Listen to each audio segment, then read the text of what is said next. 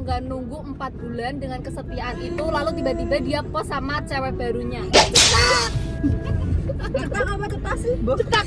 At least udah putus sama pacarnya, terus balikan lagi, terus bilang omahku soalnya kita DE, jadi saat ada aku lunga pasti aku balik.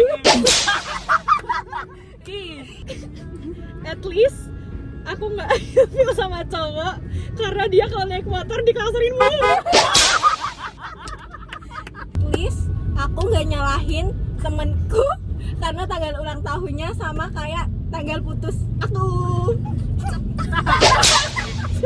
At least aku nggak ilfil sama cowok yang nggak apal jalan di kotanya sendiri. Pas. At least aku nggak punya mantan yang inisialnya R semua.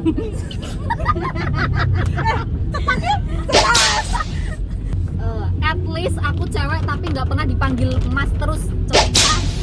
At least pas aku solawatan, beneran solawatan, tiba-tiba diajak gelut sama cowok. Cetas. At least aku tidak terbentuk sampai sekelas mau kafe.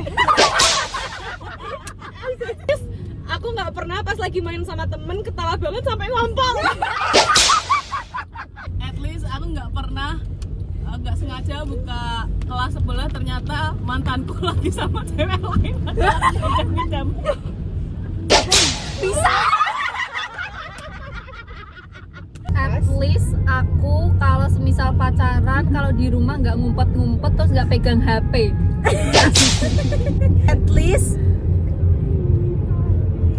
aku gak dijadiin Google berjalan sama keluarganya pacar atau mantan kandungku. Dimanfaatkan. At least dulu aku nggak pernah marah-marah sama partnerku terus pakai jam tangan dicepas-cepasin ke tangannya partner kalau salah main.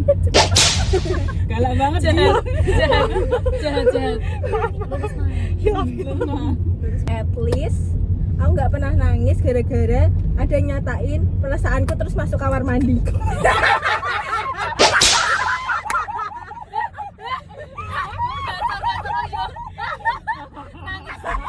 Jadi konfesi kok nangis. At least aku nggak pernah diselingkuhin 2 kali sama inisial yang sama R. Udah cowok inisial sama